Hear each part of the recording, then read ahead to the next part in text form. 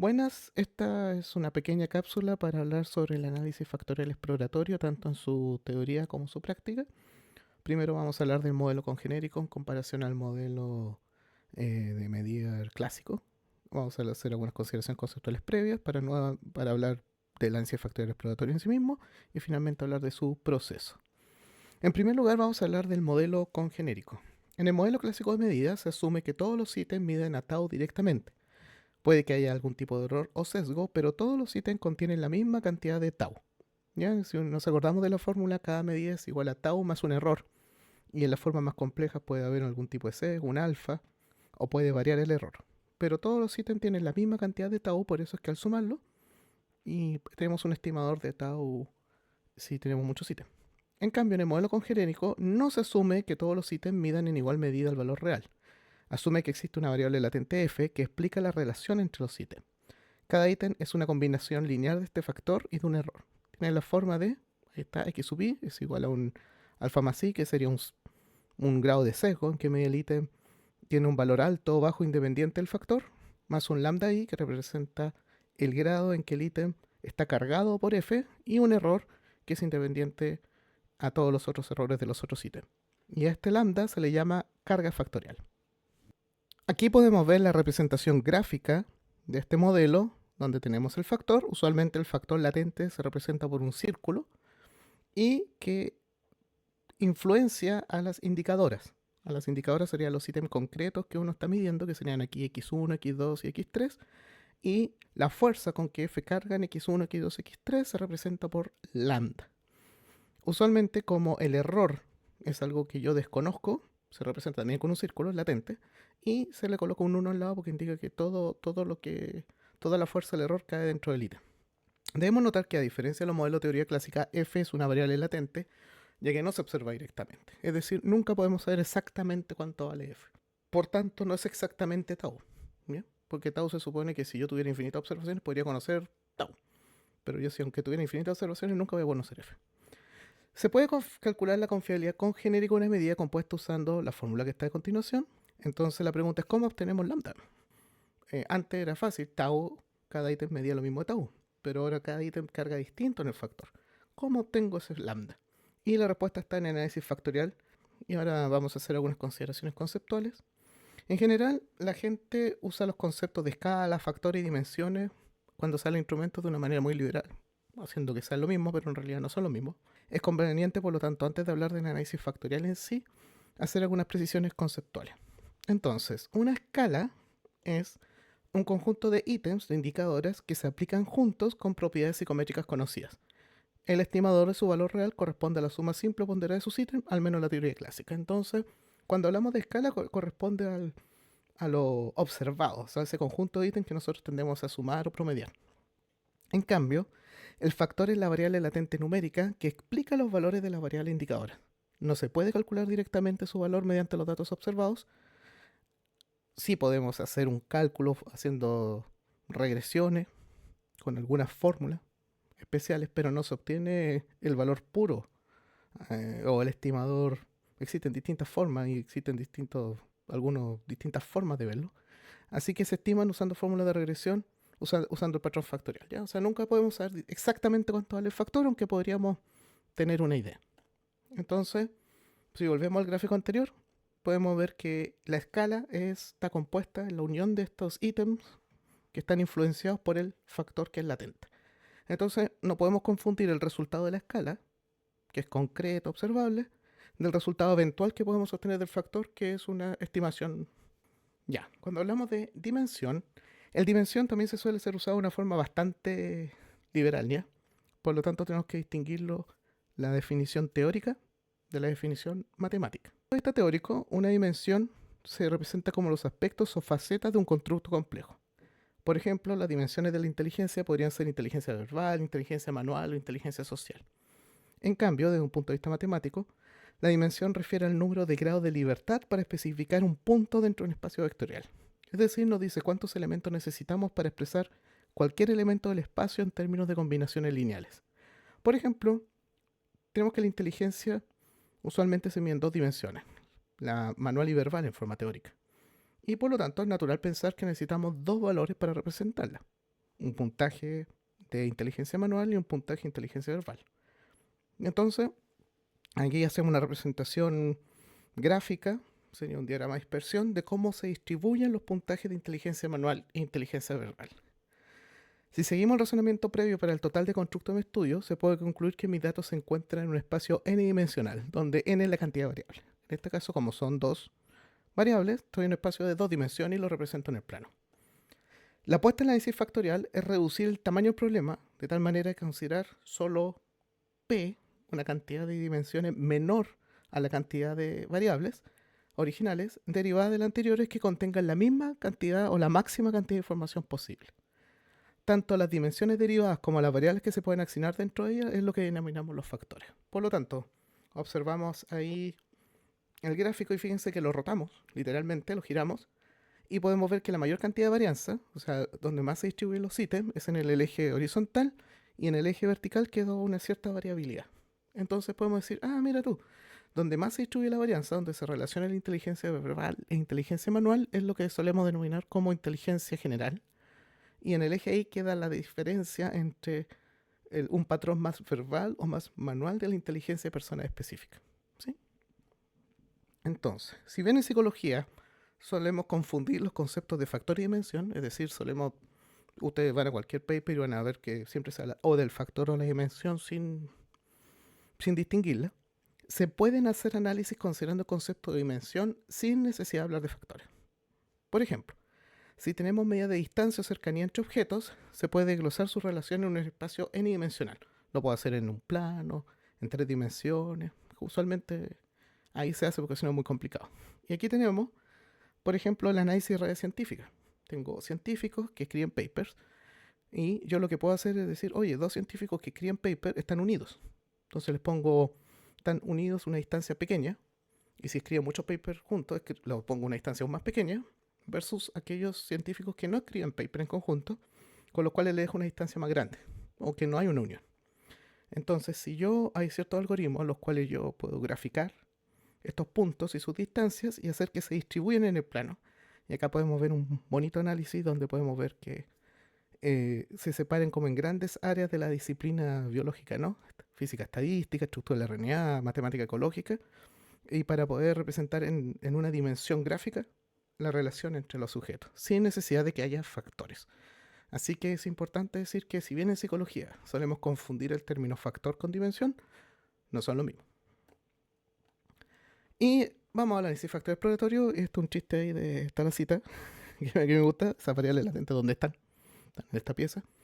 Porque siempre el problema que tenemos cuando hacemos análisis factorial exploratorio es que tenemos que inventar esta variable, este factor que no podemos observar directamente y que teóricamente lo tenemos que plantear. Por lo tanto, es siempre importante darse cuenta que este factor, esta variable latente, no la podemos despegar de nuestra teoría. No podemos hacer un fetiche, reificarla y pensar que porque matemáticamente surge, teóricamente es válida. ¿Ya? Habiendo dicho eso, seguimos adelante. Entonces el análisis factorial exploratorio es una técnica que tiene por objetivo definir la estructura que se encuentra latente en un conjunto de variables observables. Analizar la estructura de relaciones en número grande de variables que se llaman indicadores. Cada grupo de indicadores altamente relacionadas se consideran causadas por un conjunto reducido de variables que denominamos los factores. Generalmente se busca encontrar los factores latentes de un conjunto de indicadores, lo que llamamos análisis factorial R, pero también es posible analizar un conjunto grande de individuos y encontrar grupos latentes, que es el análisis factorial Q. Ahora, este análisis factorial Q es difícil de hacer. Generalmente hay otras técnicas que son más utilizadas, como el análisis de conglomerados o análisis de perfil o de clase latente, así que en general casi nunca se ocupa. Uno ocupa el factorial R. En general hay condiciones previas que tienen que tener los datos para poder hacerse un análisis factorial. En primer lugar, usualmente se requieren indicadoras numéricas. ¿Ya? Tenemos que tener variables que podamos observar que sean números. Porque usualmente usamos las correlaciones de Pearson para representar la relación entre las variables. ¿Podemos usar variables dicotómicas y ordinales? Sí, pero se requiere el uso de las correlaciones tetacóricas y policóricas, respectivamente. Y eso requiere un poquito más de cálculo. Actualmente no es difícil hacerlo. Me acuerdo cuando yo partí con esto hace como 20 años, sí era muy complicado encontrar cómo calcular correlaciones policóricas, por ejemplo, pero actualmente yo diría que es prácticamente trivial. Se espera que cada factor esté compuesto de al menos 3 indicadores y ojalá 5, Esto tanto para asegurar fiabilidad de la medida como estabilidad de la identificación del factor. Si nosotros tenemos un factor que tiene muy pocos ítems, es muy fácil que si se agrega o se quita un ítem a la escala, tienda a cambiar la estructura de todo el instrumento. Por lo tanto, se espera que al menos haya 3 ítems por factor cuando hacemos el estudio. El mínimo número de casos para hacer un análisis factorial es de 50. Esto es como una regla del pulgar, de thumb. ¿Ya? O sea, de verdad es bien difícil, a menos que tengamos un estudio de 1 o 2 factores. Todo depende de la estructura del matriz de correlaciones, pero yo diría que sobre seguro un instrumento de 20, 30 ítems con 300 personas más siempre se puede comenzar a trabajar. En realidad, los últimos papers que he leído al respecto dicen que las soluciones factoriales exploratorias son inestables incluso con 1000 casos. ¿Ya? O sea, hay que tener harto cuidado cuando uno trabaja con exploratorios y siempre la regla es cuántos datos más se necesitan, todos los posibles. ¿Ya? Que es distinto cuando trabajamos con confirmatorio. Consideremos cada indicador como una variable aleatoria y sub i, donde i va de 1, 2, 3 hasta la i mayúscula, que corresponde a la cantidad total de indicadores. ¿Ya? Entonces tengo la y sub 1, sub 2 hasta y sub i, que es la última indicadora. Tenemos también una cantidad de factores, f sub j, donde j va de 1, 2 hasta j mayúscula, que corresponde al número de factores. Ya hemos dicho que el número de factores tiene que ser menor que el número de indicadores. No tiene sentido de otra manera. Cada indicadora presenta un factor único, incluyendo el error de medición, que se representa por u sub i. Y por lo tanto la estructura factorial tiene esta forma, donde cada ítem, y sub i, es igual a un a sub i1, f1 más a sub i2 y así sucesivamente, terminando con d sub i ui, que corresponde a lo único del ítem. Entonces, los a sub i corresponden a los coeficientes del factor específico y representan la contribución del factor j en la indicadora, y d sub i el aporte del factor único a la medición. Y la covarianza entre los factores i y j la podemos representar por sigma y j. Entonces, si vemos el gráfico anterior, ahora las indicadoras ya no pertenecen solo a un factor, sino que a varios factores. Entonces, el ítem 1 carga tanto en el factor 1 como en el 2, el ítem 2 carga tanto al factor 1 como al 2, y el ítem 3 carga tanto al factor 1 como al 2, y puede o no haber una relación entre factor 1 y 2. Acá lo importante, y hay un error súper común que se comete en la presentación de los resultados factorial, es que cada ítem tiene una carga en todos los factores que se hayan planteado. La extracción factorial es el proceso de definir las cargas factoriales para cada combinación de ítems y factores, satisfaciendo determinados criterios. Si la calculamos para un factor único, se cumpliría que cada correlación entre dos ítems va a ser igual a la carga factorial de i por la carga factorial de j. Aquí hay un ejemplo, tenemos 3 ítems que tienen esas tres cargas factoriales, 0,8, 0,6, 0,5, y según el modelo de un solo factor, la correlación entre los ítems se calcula con la multiplicación de las cargas. Entonces, esa sería la matriz de correlación entre los ítems, y tenemos que el ítem 1 y 2 sería 0,8 por 0,6, porque esas son sus cargas factoriales y su correlación observada debería ser 0,48. Y ahí volvemos a tener la estructura factorial básica, y si se cumplen las siguientes condiciones: que las indicadoras están estandarizadas, es decir, si su media es 0 y su varianza es 1 para todo i, y los factores son independientes entre sí, o sea, sigma y j es 0 para todo factor, entonces estos a que habíamos hablado antes representan las correlaciones entre los indicadores y los factores. Y ahora sí podemos llamar este a carga factorial. Si los factores están correlacionados, los cargas factoriales, la L sub ji, van a ser distintos a estos coeficientes de regresión del análisis factorial, y en general uno siempre trabaja con la correlación, es más fácil de trabajar. Esto es importante porque en SPSS la matriz de estructura factorial muestra las cargas factoriales, que es la correlación entre el indicador y el factor, y muestra también la matriz de patrón factorial, donde se muestran estos coeficientes de la combinación lineal, que la ponderación de cada factor es la suma que genera el indicador, son distintos. En R se presenta solo la carga factorial, es decir, se presenta solo la matriz de estructura factorial en SPSS. En general, de nuevo, es lo más cómodo de trabajar. Otra cosa importante es que la varianza de cada indicadora, porque están estandarizadas, es igual a 1, ¿ya? Y por lo tanto, esa varianza se puede dividir entre lo que corresponde a lo predicho por los factores, que se llama comunalidad, y que se calcula de acuerdo a la fórmula que aparece ahí, y se puede distinguir de la unicidad, que corresponde al peso que tiene el error de cada ítem. Por lo tanto, podemos pensar que la variabilidad de cada ítem se distribuye entre la comunalidad y la unicidad, entre lo que se ha explicado por los factores y lo que no puede ser explicado por los factores que es único cada ítem. Ok. Ahora bien, ¿cuántas soluciones, o sea, cuántas formas de entregar análisis, de calcular estos cargas factoriales tenemos? Cuando es un solo factor, hay una sola forma de calcular la que es óptima. Pero cuando hay muchos factores, hay infinito número de patrones factoriales que me permiten generar la matriz reproducida. O sea, la matriz de datos original. Por lo tanto, existen infinitas formas igualmente válidas de generar factores para representar los datos.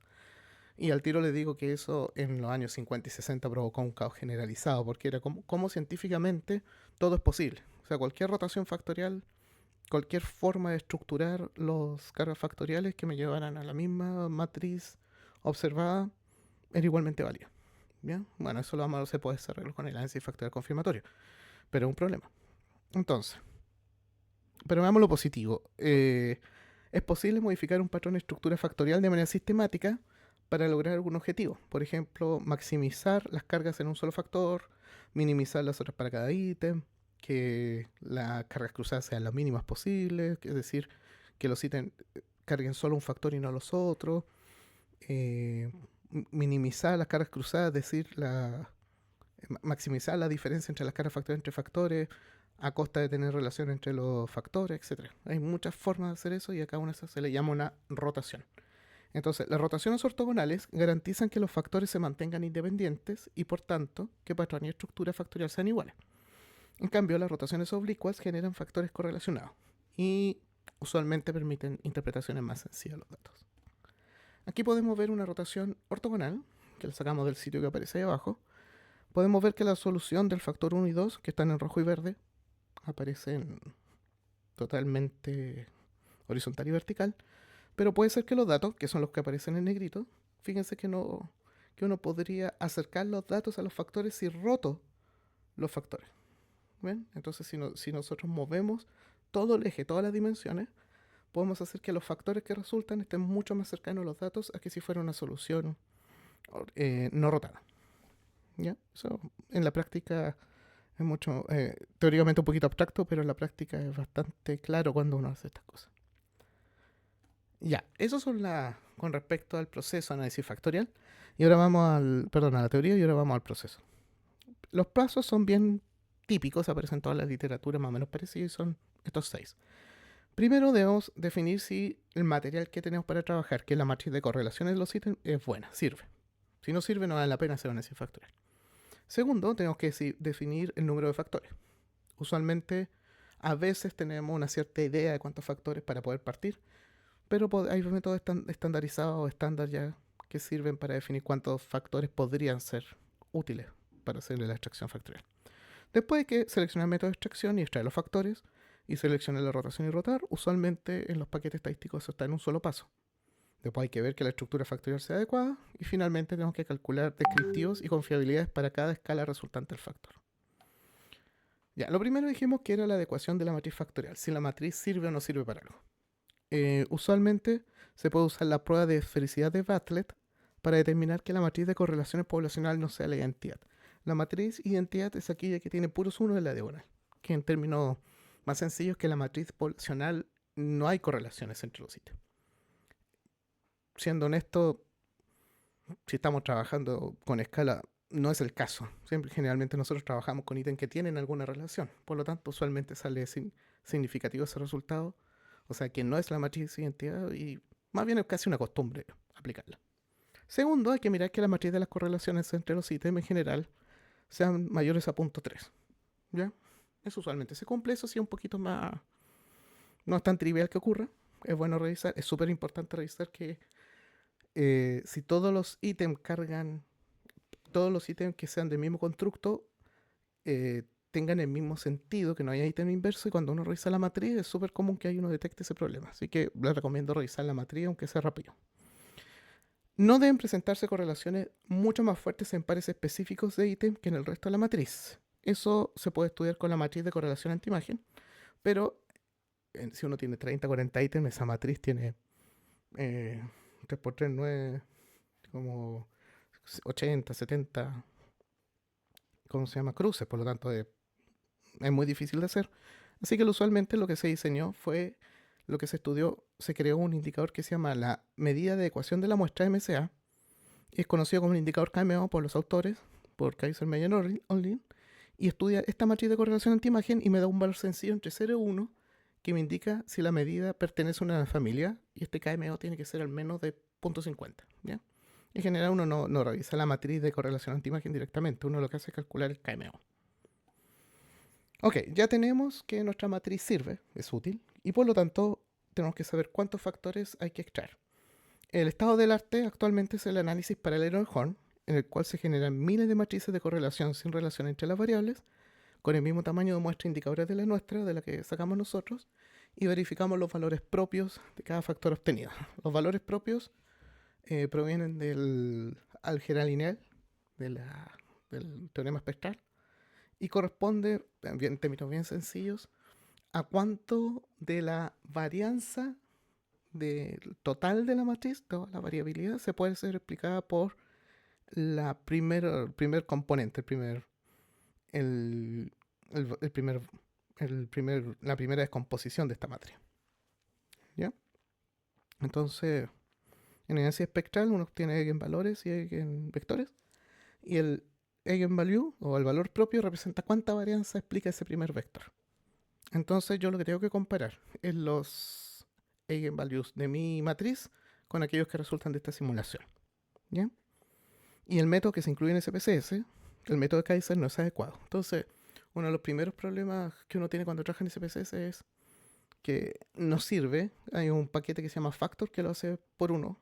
Así que es recomendable para la gente que no quiere usar R o paquetes que sí tengan el análisis correcto. JASP también tiene el análisis paralelo Horn.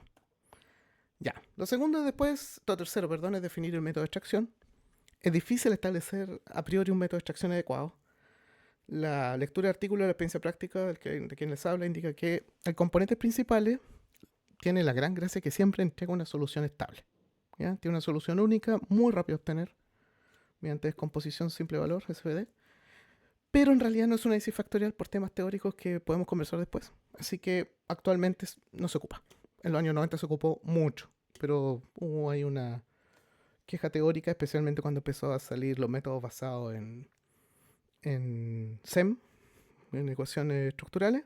Así que está en desuso. Los mínimos residuos no ponderados es el predeterminado de R y funciona muy bien para matrices policóricas y tetracóricas. Aparte que generalmente entrega soluciones plausibles, es decir, donde no hay, por ejemplo, correlaciones mayores a 1 entre los indicadores y el factor. O sea, eso se llama un caso Haywood, cuando tenemos una carga factorial arriba de 1. Y la gracia es que minimiza solo la suma de cuadrados del residuo de las correlaciones, no toma en cuenta la diagonal, el error de los datos. Otro indicador válido, extracción en la máxima verosimilitud, si las indicadoras presentan una distribución aproximadamente normal. Las correlaciones se ponderan por el inverso de la unicidad de las variables y se emplea un algoritmo iterativo. Entonces, la gracia de la máxima verosimilitud es que considera el error en la unicidad de las variables, cosa que el mínimo residuo no hace. Y GLS, el mínimo cuadrado generalizado, suele ser la opción cuando los otros métodos no generan soluciones plausibles.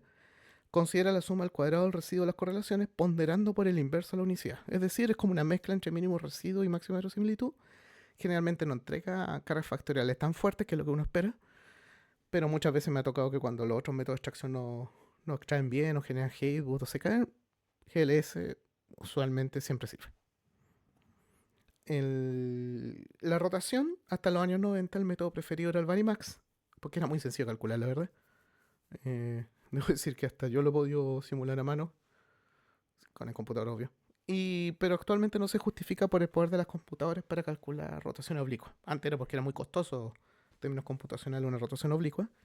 Y por lo tanto se recomienda probar Oblimin y Promax y comparar.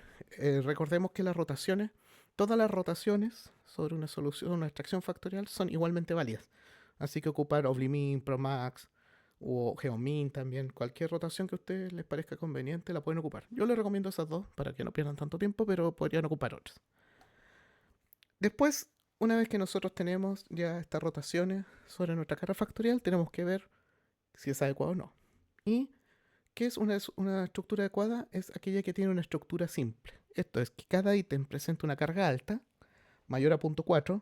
Antes se solía Mira, en general los manuales dice arriba de punto 3, pero mi experiencia me dice que tiene que ser arriba de punto 4 para obtener soluciones que en el confirmatorio funcionen bien y que todas las otras cargas sean inferiores a punto 2. O sea, ahora, podemos aceptar una que sea punto 3 y otra punto 4, sí, pero es un poquito peligroso. Generalmente cuando hacemos confirmatorio vamos a tener problemas en ese ítem.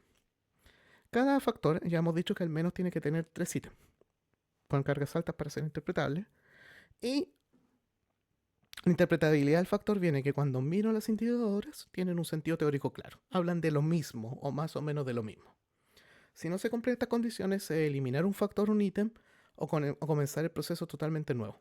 ¿Ya? Y ojalá debería haber, cada vez que uno elimina un ítem, debería calcular el número de factores nuevamente. El proceso debe ser siempre iterativo. O sea, hay un ítem que tengo sospecha, lo elimino y corro todo de nuevo. Hay otro ítem que tiene problemas, elimino y corro todo de nuevo. No puedo sacar 2, 3, 4 ítems de golpe porque cada ítem afecta a la estructura factorial. Y una vez que ya tengo la estructura factorial simple, se suelen presentar la media de desviación estándar de la escala.